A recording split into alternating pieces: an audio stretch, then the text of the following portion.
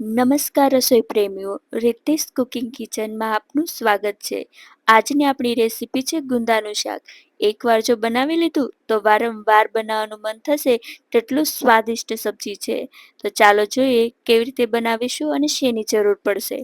ત્યારબાદ અહીં થોડા મસાલાઓ લીધા છે, જેમાં 1/2 ટીસ્પૂન જેટલું મીઠું લીધેલું છે, 1 ટેબલસ્પૂન જેટલી કાચી કેરી ક્રશ કરી લીધેલી છે, 1 ટેબલસ્પૂન જેટલી આદુની પેસ્ટ લીધેલી છે. ત્યારબાદ 1 ટેબલસ્પૂન જેટલા સિંગદાણા મેં ક્રશ કરી લીધેલા છે અને 1 ટેબલસ્પૂન જેટલી લસણવાળી લાલ ચટણી, જેને કાઠિયાવાડી ચટણી પણ કહે છે, અને 1 ટેબલસ્પૂન જેટલો ધાણા જીરું પાવડર, 1 ટીસ્પૂન જેટલો હળદર પાવડર, 1/2 ટીસ્પૂન જેટલો ગરમ મસાલો લીધો છે અને 1 ટીસ્પૂન જેટલી સુગર લીધેલી છે અને 1 ટેબલસ્પૂન જેટલા ગાંઠિયા ક્રશ કરી.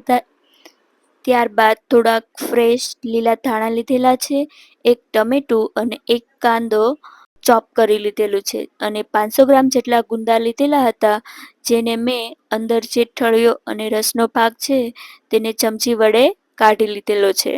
જે તમે વિડીયોમાં જોઈ રહ્યા છો એ રીતના આપણે તે બહાર કાઢી લેવાનો છે. અને હવે આપણે જે મસાલાઓ લીધેલા હતા તે મસાલાઓ બધા જ એક બાઉલમાં એડ કરી દઈએ. એડ કરી લીધા બાદ 1 ટેબલસ્પૂન જેટલું ઓઇલ લઈ આપણે તેમાં એડ કરી દઈશું. 1 ટેબલસ્પૂન જેટલું ઓઇલ એડ કર્યા બાદ હવે આપણે તેને બરાબર હાથ વડે મિક્સ કરી લઈશું. વિડીયોમાં તમે જે રીતે જોઈ રહ્યા છો તે રીતે આપણે હાથ વડે ચોળીને મિક્સ કરવાનું છે. આ રીતે મસાલો તૈયાર થઈ જાય એટલે હવે આપણે ગુંદામાં એ મસાલો ભરી દઈશું. વિડીયોમાં બતાવ્યા મુજબ આપણે એક ગુંદો લઈ તેને આ રીતે પકડીશું અને ત્યારબાદ જે મસાલો આપણો રેડી થઈ ગયો છે તે એમાં ભરી લઈશું.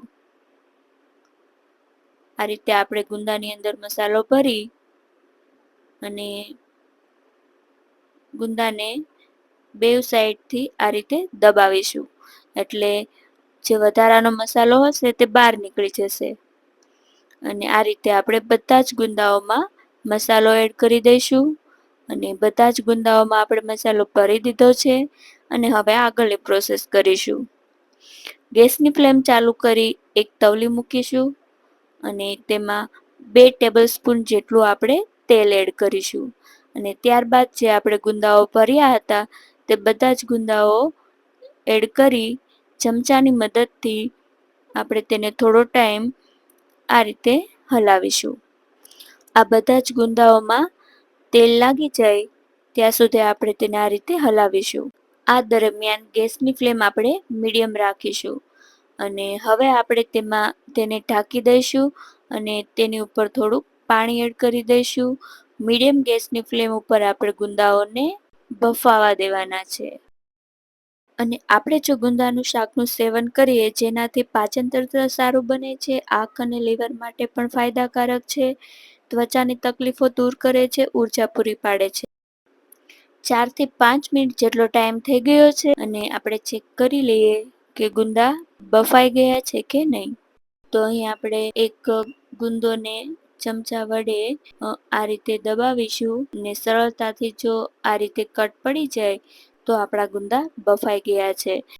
અને ત્યારબાદ હવે આ બધા જ બફાયેલા ગુંદાને આપણે એક વાસણમાં લઈ લઈશું, તવલીમાંથી બહાર કાઢી લઈશું અને જે નીચે જે મસાલો થોડો થોડો લાગેલો છે તે બધો જ મસાલો આપણે લઈ લઈશું. હવે આપણે 4 ટેબલસ્પૂન જેટલું ઓઇલ એડ કરી દઈએ અને ગેસની ફ્લેમ આ દરમિયાન મીડિયમ રાખીશું. તેલ ગરમ થઈ જાય એટલે 1/2 ટીસ્પૂન જેટલું જીરું એડ કરી દઈએ. ત્યારબાદ 1/4 ટીસ્પૂન જેટલી હિંગ એડ કરી દઈએ અને એક જે કાંદો કટ કરેલો હતો તે પણ એડ કરી દઈએ અને જેને ચમચાની મદદથી મિક્સ કરી લઈએ. એકાદ મિનિટ જેટલો ટાઈમ થઈ જાય ત્યારબાદ આપણે લસણની 1 ટીસ્પૂન જેટલી લસણની પેસ્ટ એડ કરી દઈશું, જેને ચમચાની મદદથી આ રીતે મિક્સ કરી લઈશું અને ત્યારબાદ એક જે ટમેટું કટ કરેલું હતું તે પણ એડ કરી દઈએ અને તેને આ રીતે મિક્સ કરી લઈએ. એકાદ મિનિટ સુધી સતળાઈ જાય ત્યારબાદ આપણે મસાલાઓ એડ કરી દઈએ. આપણે 1/2 ટીસ્પૂન જેટલો હળદર પાવડર, 1 ટીસ્પૂન જેટલો ધાણા જીરું પાવડર, 1 ટીસ્પૂન જેટલો લાલ મરચું પાવડર અને 1 ટીસ્પૂન જેટલી ખાંડ એડ કરવાની છે અને બધા જ મસાલાઓને ગ્રેવી સાથે મિક્સ કરી લઈએ. 1 મિનિટ સુધી આ રીતે મિક્સ કર્યા બાદ છાશ એડ કરી દઈશું. અહીં આપણે 1/2 કપ જેટલી છાશની જરૂર પડશે. જો છાશ ન હોય તો આપણે દહીં પણ એડ કરી શકીએ છીએ. ત્યારબાદ ગ્રેવી ઉકળવા લાગી છે અને હવે આપણે જે ગુંદાઓ ભરેલા હતા તે ગુંદાઓ એડ કરી અને તવલીને ઢાંકી અને તેની ઉપર પાણી એડ કરી દઈશું.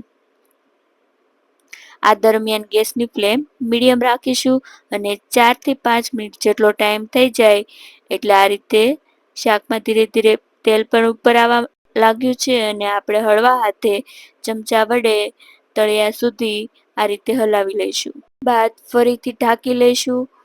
2 થી 3 મિનિટ સુધી બફાવા દઈ આપણે 1/4 ટીસ્પૂન જેટલો ગરમ મસાલો અને થોડુંક કસૂરી મેથીને આ રીતે હાથ વડે મસળીને શાકમાં એડ કરી દઈશું અને જેને ચમચા વડે હળવા હાથે મિક્સ કરી લઈએ ગ્રેવી સાથે.